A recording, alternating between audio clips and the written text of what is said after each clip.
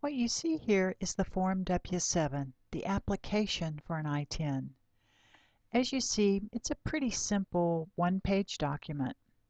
We're going to go through the W-7 a line at a time. The good news is that when you prepare these using our tax software, once you check the appropriate box, the software does most of the work for you.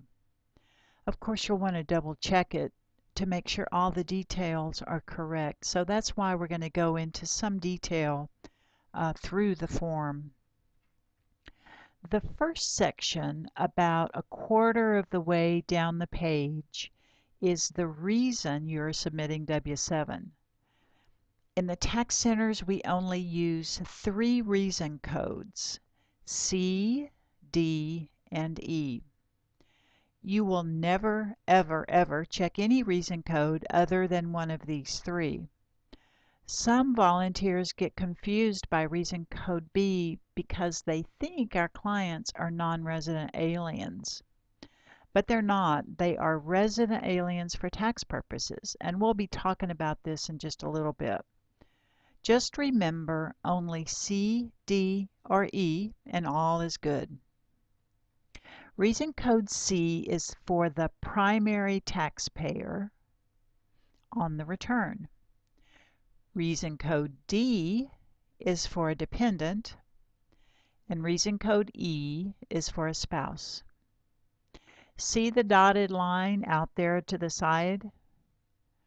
If the W-7 is for a dependent or a spouse, the name of the primary taxpayer will be printed on this dotted line. And if the primary already has a Social Security or an I-10, his or her number will also show up there. If the primary is also applying for an I-10, then that will just be blank. It'll only their name will be printed on that line. Next is the name box. Their name is going to be entered on the W-7 just as it is on the tax return. And I want to mention a few words here about names. So an I-10 applicant can have their name any way they want to have it configured. So for example, if they want to have 2 last names, they may want to only use 1 last name. They may want to have a hyphenated last name. Maybe they want 2 names with no hyphen. Really, they can have it configured however they choose.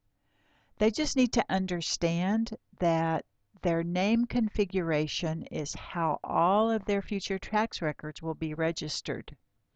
So once they choose the form of their name, they must be consistent year to year when they file their taxes. Line 1B is for the name entry only if it's different than their name on line 1A. Some of the applicants will have their birth certificates with them when they're sitting at your desk.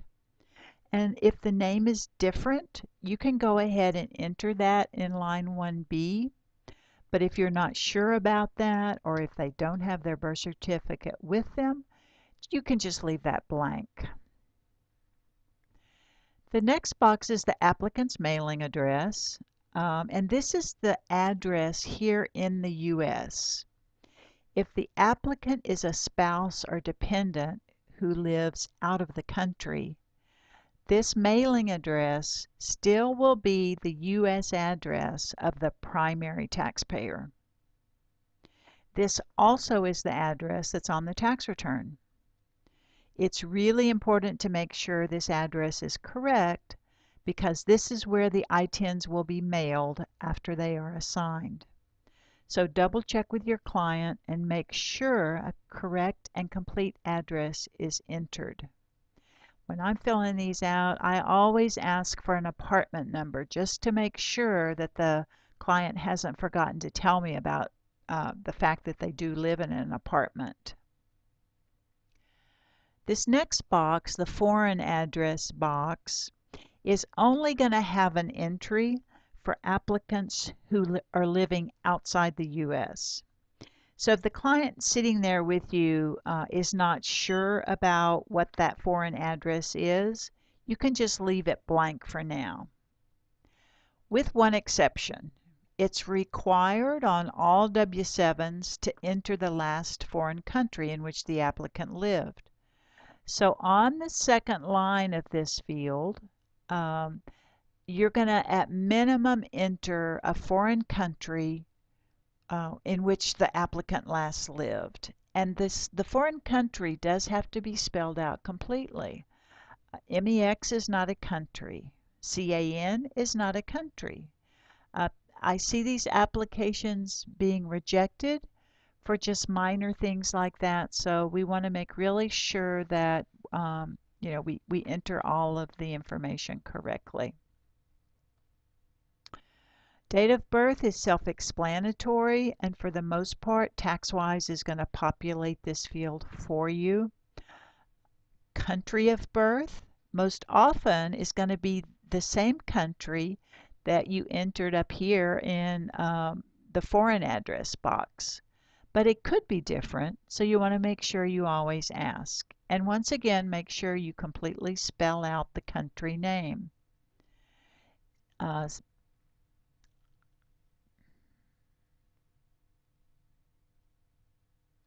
It's optional to fill in city and state. You really don't need to do that. Gender, once again, is self-explanatory. Country of citizenship.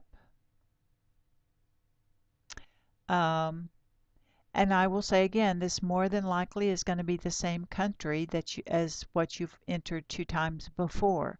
But that's not always the case. I have seen clients who were born in one country and their current citizenship is in another country. So just make sure you ask the question and completely type out the country name. For our clients, 6B will always be blank. I haven't ever encountered one of our folks who has a foreign tax ID number. 6C is an entry if they have a U.S. visa or if they entered on a U.S. visa. If they have that information with them, if they have the visa and you're able to enter the information there from their visa, feel free to do so. But just like I said earlier, if there's a question or you're not sure about how to enter the information in 6C, you can just leave that field blank. All right, this takes us down to 6D, which talks about identification documents. We'll go into this in a little bit more detail later when we're talking about the processes. But just understand that for right now in 6D, the only entry you're going to make is their date of entry into the U.S. Most clients are going to be able to tell you exactly the date on which they entered. And some clients may need a little help, and you can ask probing questions like, was it cold? Was it hot? Was it, the beginning of the month? How long have you been here working? How old was your child when you entered? Questions like that to sort of help jog their memory. But it is required to have a complete date in that field, month, day, and year. And then, as I said earlier, the rest of this block is just going to be left blank. 6E will be no.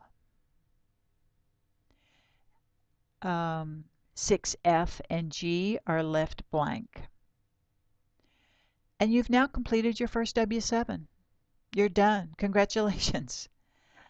Because we're going to need to spend a little bit more time talking about signatures, we're going to address that in the next module.